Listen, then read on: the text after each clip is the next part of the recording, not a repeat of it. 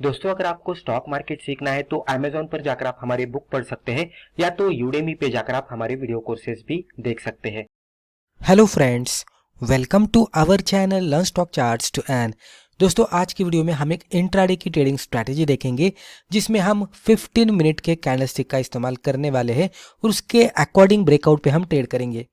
Breakout किस तरह से देखना है, मूविंग एवरेज का इस्तेमाल किस तरह से करना है, रेजिस्टेंस का ब्रेकआउट किस तरह से आइडेंटिफाई करना है और उसके बाद रिस्क रिवॉर्ड को देखते हुए ट्रेड किस तरह से लेना है, वो आगे जाकर हम with strategy and with example देखेंगे। तो चलिए अभी इसको कंटिन्यू करते हैं। अभी यहाँ पे आप टाइटल देख सकते हैं 15 मिनट एंड 100 EMA ब्रेकआउट।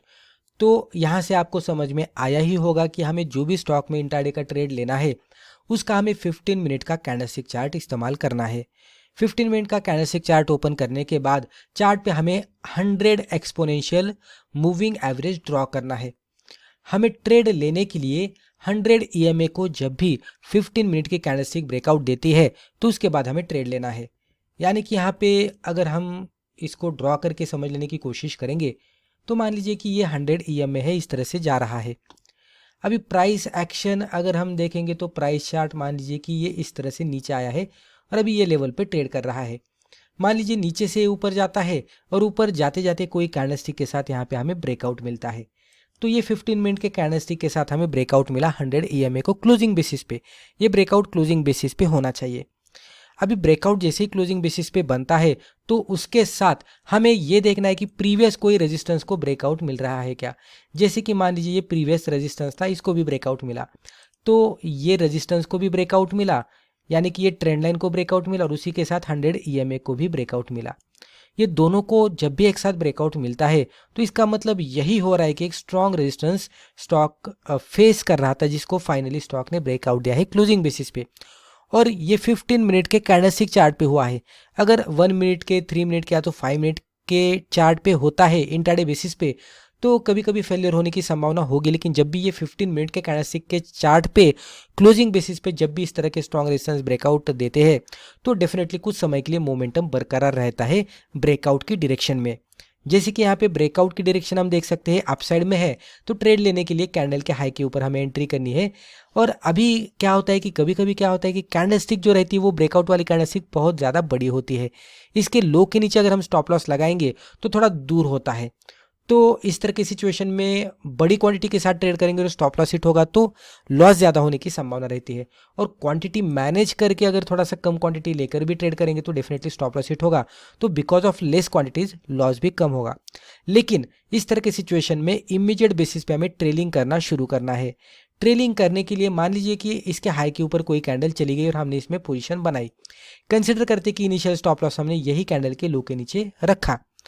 अभी अगली कैंडलस्टिक मान लीजिए कि इस तरह से प्रिपेयर होती है, ये इस तरह से, इसमें मोमेंटम दिख रहा है अपसाइड का और ये इस तरह की कैंडलस्टिक प्रिपेयर होती है।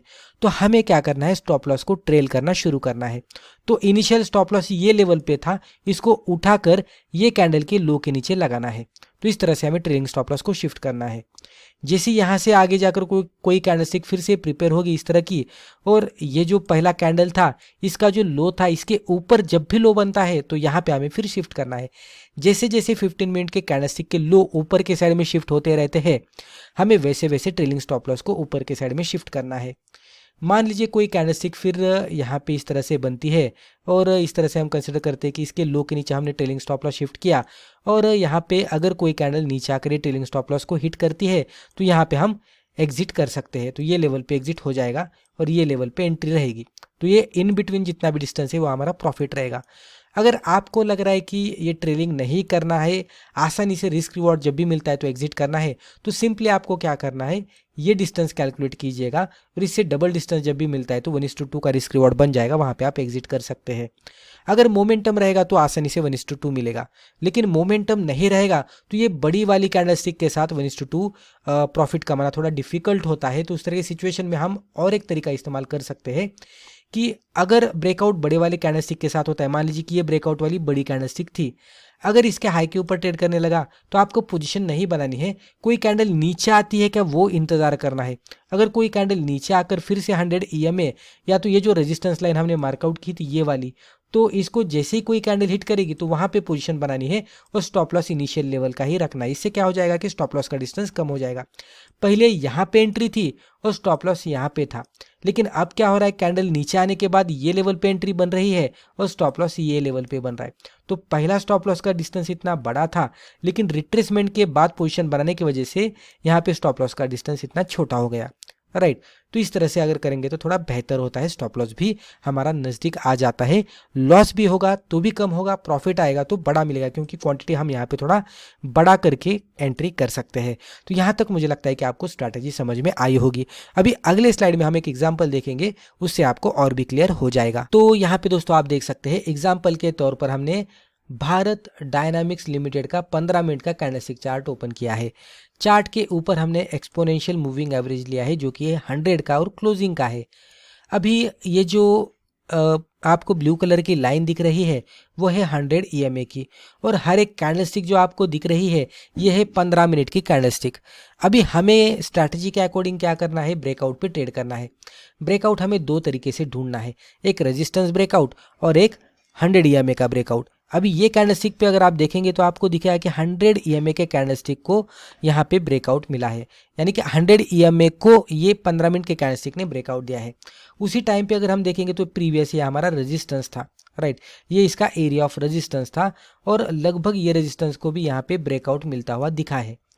अभी 100 EMA को तो क्लियरली ब्रेकआउट मिला है और रेजिस्टेंस को भी ब्रेकआउट मिलता हुआ दिखा है। तो ये हमारी कैंडल हो गई जो कि हमें बाइंग कंफर्मेशन दे रही है। एंट्री के लिए हमें क्या करना है, जैसे ही कैंडल का हाई ब्रेक होता है हमें एंट्री करनी है। तो कैंडल के हाई के ऊपर थोड़ा सा बफर लगाना है। बफर जैसे ही लगाएंगे तो आप देख सकते हैं लगभग ये कैंडल के आसपास, नहीं तो ये कैंडल के आसपास हमारी एंट्री होती, और स्टॉप लॉस अगर हम ये रखते तो आपका स्टॉप लॉस का डिस्टेंस थोड़ा यहाँ पे बढ़ जाता। लेकिन अगर आप ट्रेलिंग करना शुरू करते तो डेफिनेटली जैसे ही ये कैंडल प्रिपेयर होती तो आपका स्टॉप लॉस फिर ये कैंडल के लो के नीचे शिफ्ट होता।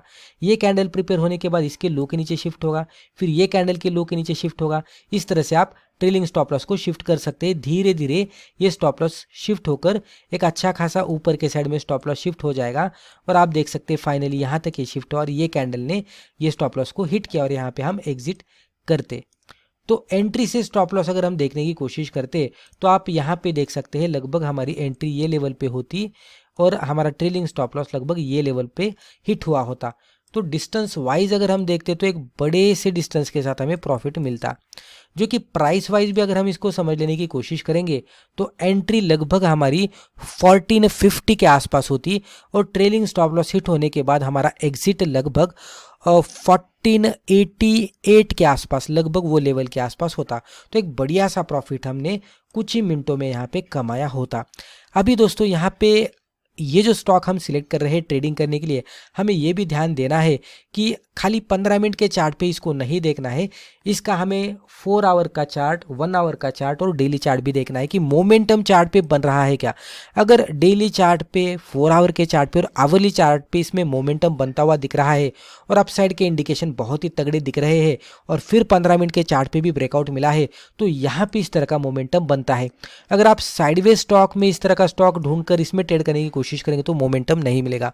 मोमेंटम कैप्चर करने के लिए डेफिनेटली आपको थोड़ा हायर टाइम फ्रेम ओपन करके वहाँ पे देखना है कि मोमेंटम बन रहा है क्या। अगर लॉन्गर टाइम फ्रेम पे मोमेंटम बनता है तो शॉर्टर टाइम फ्रेम पे भी वही रिफ्लेक्ट होते रहता है। उसी के साथ इस तरह के स्टॉक में अगर आप कोई न्यूज़ देखते हैं, वहाँ पे अगर ब्रेकआउट के हिसाब से हमें बाय सिग्नल दिख रहा है, पॉजिटिव सिग्नल दिख रहा है, तो उसमें रिसेंट न्यूज़ भी पॉजिटिव आई है क्या, तो वो भी थोड़ा आपको स्टडी करनी है। अगर वो भी पॉजिटिव रहेगी तो डेफिनेटली यहाँ पे एक शानदार रिटर्न मिलने की संभावना रहती है, क्योंकि एक बड़े से अच्छे खासे पॉजिटिव न्यूज़ के बाद स्टॉक इंट्राडे में भी बहुत ही बढ़िया तरीके से वर्कआउट होते रहता है। तो न्यूज़ बेस्ड थोड़ा स्ट्रैटेजी को भी इसके साथ मिलाएंगे तो और भी बेहतर हो जाएगा। तो दोस्तों मुझे लगता है रिस्पेक्टिव वीडियो में हमने जो भी डिस्कस किया इससे आपको ज़रूर फ़ायदा हुआ होगा। Thank you.